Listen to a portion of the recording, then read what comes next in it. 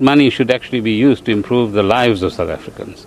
And today is an important day on which all of us can say we want to get South Africa onto the right road again and build on the successes we've had, because we've done wonderfully well over the last 20 years.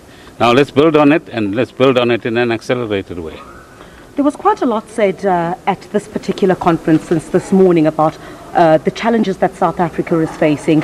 In particular, if you look at the main issues on the agenda, state capture, corruption, and the abuse of state power.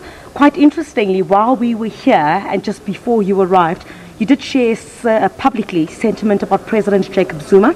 We saw ANC MP Makosi Khoza call for President Jacob Zuma to step down. We understand now that's your sentiment as well.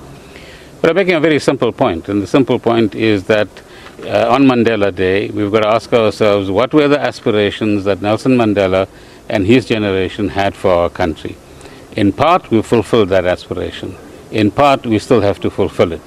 If the president or anybody else is not helping us to fulfill that aspiration, which is very low unemployment, very low inequality, virtually no poverty, and all South Africans enjoying a better standard of life, and South Africa regaining its reputation in the world as this miracle country that had a fantastic transition in 1994, and a transition on which we can actually build on and continue to transform this country to benefit the majority of South Africans, then clearly we must have a situation where those who are responsible must move aside and let good people run this country so that we can achieve those aspirations.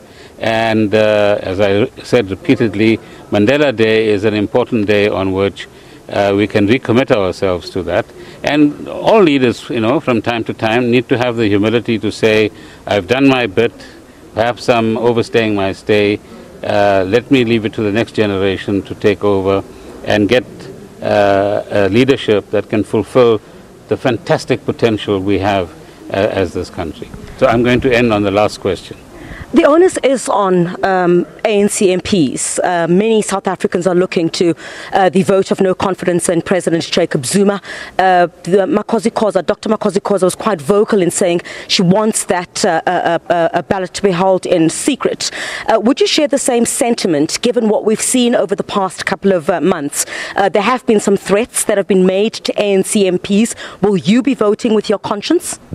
No, I've said that already, so I don't have to repeat that. I will be voting with my Given that today you're calling on President Jacob Zuma and those responsible for the state of South Africa today to step down. So I think there are various processes in this country. There are processes within the ANC, and there are processes within the governmental or constitutional system. The vote of no confidence is one such instance.